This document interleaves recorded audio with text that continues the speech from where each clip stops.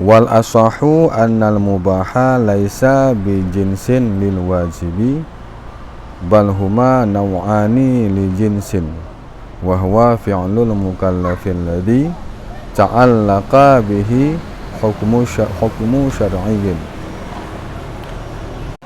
Dan bermula pendapat asah itu sesungguhnya mubah. Laisa itu tidaklah dianya mubah itu dengan jenis bagi wajib. Jadi janganlah beranggapan bahwa mubah ini jenis.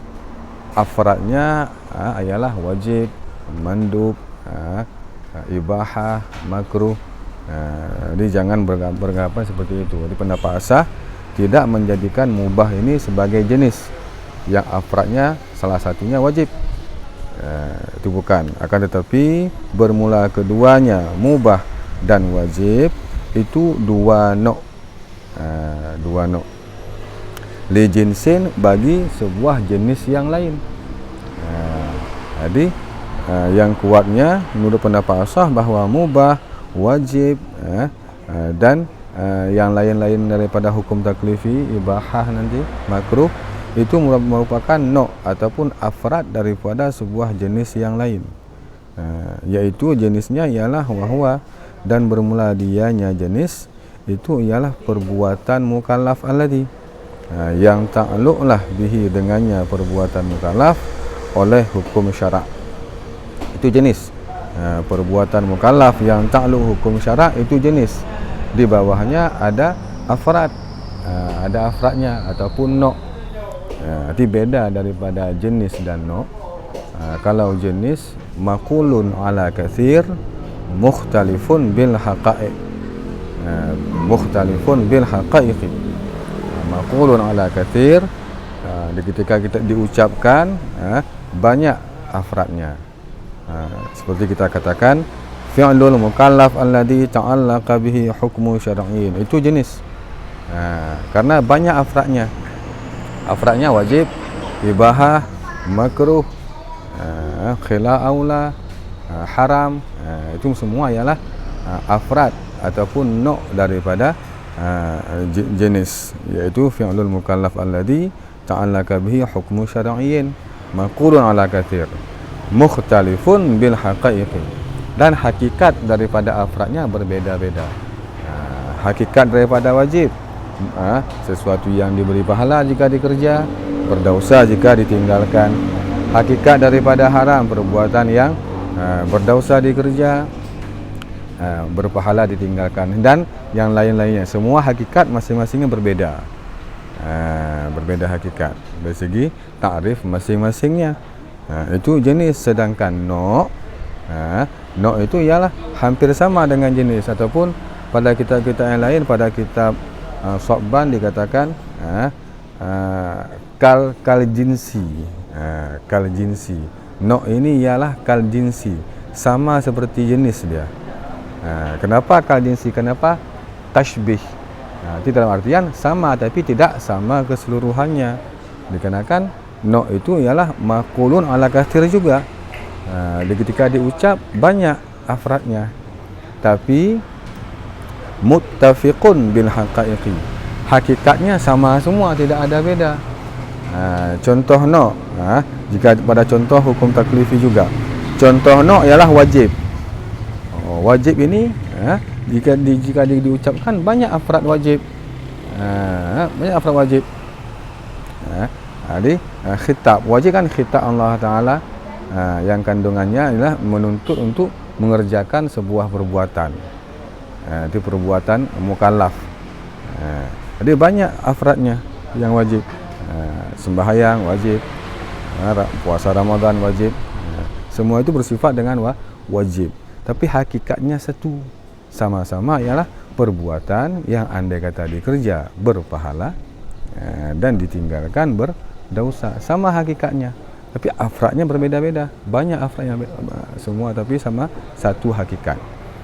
Contoh lainnya insan. Insan itu dikatakan nok. Kenapa nok? Dikarenakan maqulun ala katsir. Waktu kita ucapkan insan, banyak afradnya. Si Zaid, si Umar, si Bakar. Itu semua ialah afrad daripada insan.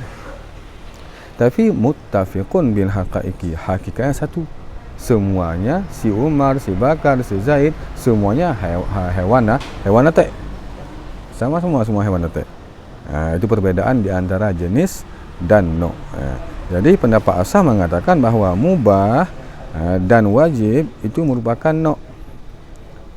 No' bagi jenis yang lain, bagi sebuah jenis, itulah fi'lul mukallaf alladhi ta'allaqa bihi hukmu syar'i. Itu fi'lul mukallaf itu sebagai jenisnya, no'nya ataupun afradnya, itulah segala hukum-hukum taklifi yang 6, termasuk khilaf aula. Wa qila annahu jinsun lahu, dan dikatakan orang muqabil asah, sesungguhnya mubah itu jenis untuk wajib. Jadi mubah ini jenis, afradnya itu ialah wajib, mandub nanti, makruh. Kenapa mubah dikatakan jenis? Li'annahu ma'dunun fi fi'lihi, karena sesungguhnya mubah itu perkara yang diizinkan pada mengerjakannya si mubah tersebut. Jadi ini khilafiyah pada tasmiyah saja, berdasarkan takrif masing-masing. Jadi jika kita mentakrifkan mubah dengan tarif ma'zunun fi fi'lih, itu benar. Jadi nanti akan dikatakan khilaf lafzi nanti. Jadi kita pedoman pada khilaf. Sesungguhnya mubah itu jenis dikarenakan takrif daripada mubah ialah ma'zunun fi fi'lih. Itu fi'lun, perbuatan-perbuatan yang diizinkan pada mengerjakan perbuatan tersebut. Maka jika itu definisi daripada mubah, wa tahtahu anwa'un, dan sabit di bawahnya mubah itu ada beberapa no' ataupun afradnya, afrad daripada si jenis tersebut. Apa itu anwa' no' daripada si mubah? Al-wajibu wal mandubu wal mukhayyaru fihi. Jadi wajib itu no' daripada mubah, mandub itu mo' daripada mubah, wal mukhayyar fi, itulah perbuatan mukhayyar fi. Karena mukhayyar fi sama sebenarnya perbuatannya, pengertian dengan mubah, tapi beda dalam mendefinisikan saja. Mukhayyar fi itulah mubah pada definisi yang lain. Dan makruh juga termasuk dalam fi'lun ma'dunun fi, ma'dunun fi fi'lih. Makruh alladhi asyamilu, yang mencakup kata-kata makruh bagi khilaf aula. Khilaf aula juga termasuk dalam no' mubah juga. Cuman beda jika berpedoman kepada khilaf di ketika semua itu masuk dalam golongan no' si mubah. Perbedaannya waktu sal wajibu, dan dikhususkan akan wajib bi faslil man'i minat tarki, dengan pasa mana. Pasa mana. Jadi jika dibuatkan ta'rif, nanti ada pasanya, pasa dalam ta'rif. Hatam kan ada pasa dia. Dia ada mana ni bak tarak, mana daripada meninggalkan. Di perbuatan yang wajib ini, di samping dia ma'zunun fi fi'lih, tapi mana minat tarki, perbuatan yang diizinkan kerja tapi dia dilarangkan untuk ditinggalkan. Itu bedanya, beda si wajib dengan yang lain. Qulna, kami katakan, kita jawabkan alasan daripada qila. Ini asah menolak alasan qila dalam membedakan antara mubah dengan wajib. Mubah jenis daripada wajib no'nya. Cuman pendapat khilaf mengatakan beda wajib dengan mubah. Kalau mubah semata-mata ma'zunun fi fi'lih, tapi wajib ma'zunun fi fi'lih tambah mana minat tarki, minat tarak. Maka jika itu kata-kata khilaf, maka bisa kita tolak kata asah. Qulna, kami katakan kata asah, waqtusal mubah aidan, dan dikhususkan akan mubah pula bi faslil idni fi tarki ala sawa'i, dengan fase izin. Kan bisa juga kita bedakan mubah dengan wajib. Mubah itu bukan ma'zunun semata-mata, bukan ma'zunun fi fi'lih semata-mata, tapi ma'zunun fi fi'lih, tambahnya ialah izin fit tarki ala sawa.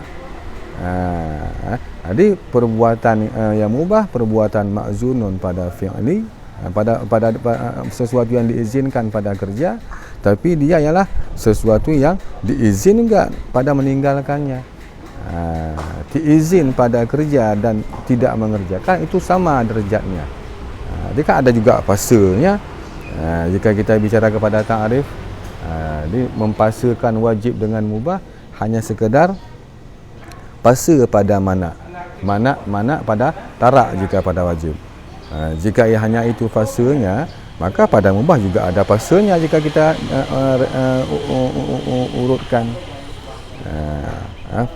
Pada mubah, di samping dia ada izin pada fi'il, dia juga ada khususiyah izin pada tarak. Tapi izin pada taraknya ialah sama kekuatan izin pada tarak dan pada fi'il. Sedangkan pada wajib tidak ada izin pada tarak, bahkan mana daripada tarak. Cuman khilafiyah ini hanya bersifat lafzi saja, jadi tidak terlalu banyak faedah khilafiyahnya. Wal khulufu, dan bermula khilaf di antara asah dan qila, itu khilaf lafzi saja, tidak ada berfaedah khilafnya. Karena berbeda khilaf dikarenakan beda dalam mendefinisikan si mubah itu apa definisinya. Itulah idil mubahu bil ma'nal awwali ayil ma'zunu fihi jinsun lil wajibi ittifaqan. Karena bermula mubah dengan makna yang pertama, itulah dengan definisi yang pertama. Apa definisi yang pertama? Al ma'dunu fihi, ma'zun fihi. Itu memang ialah jenis bagi wajib. Jika kita definisikan mubah itu fi'lun ma'zunun fihi, jadi perbuatan yang diizinkan kerja oleh syarak. Jika itu saja definisi daripada mubah, itu bisa kita katakan bahawa dia memang jenis dan wajib menjadi noknya. Bahkan bukan cuma wajib jadi noknya, mubah juga nok dia, makruh juga nok dia, khilaf aula juga nok dia. Kerana semua itu ialah perbuatan yang ma'zunun, yang diizinkan pada mengerjakannya. Ittifaqan, sepakat ulama. Kita tanyakan kepada asah, jika itu definisi mubah, apakah bisa dikatakan wajib sebagai nok mubah? Asah juga akan mengatakan bisa, sama seperti qila katakan. Tapi asah tadi mengatakan bahawa mubah bukanlah jenis untuk wajib, dikarenakan asah berpedoman kepada definisi yang lain, wabil makna sani, dan sesungguh bermula mubah dengan makna kedua. Makna kedua ialah al-mukhayyaru fih, perbuatan yang mukhayyar fih, yang dipilihkan pada perbuatan, boleh kerja boleh tidak. Wahwal masyhuru, dan bermula dianya makna mubah mukhayyar fi, itu makna yang masyhur di kalangan ulama usul. Jika itu makna daripada mubah, itu bukanlah jenis bagi si wajib. Jika itu definisi mubah perbuatan mukhayyar fi, ya jelaslah bahawa wajib bukanlah nok dia, karena wajib tidak ada mukhayyar dia, mesti kerja. Tidak boleh ada pilihan-pilihan, boleh kerja ataupun tidak pada perbuatan yang wajib, mesti kerja. Jadi ini berbeda dari segi ta'rif. Jika kita tanyakan kepada qila, andai kata definisi daripada mubah ialah mukhayyar fih, apakah wajib itu jenis daripada mubah? Tentu qila pun mengatakan tidak. Nisbah ittifaq. Nanti asah mengatakan bahawa mubah itu bukan jenis daripada wajib, berpedoman kepada bahawa definisi mubah itu al-mukhayyar fih. Sedangkan qila mengatakan mubah itu ialah jenis untuk wajib, berpedoman kepada bahawa definisi mubah ialah al-ma'dunun fi fi'lih.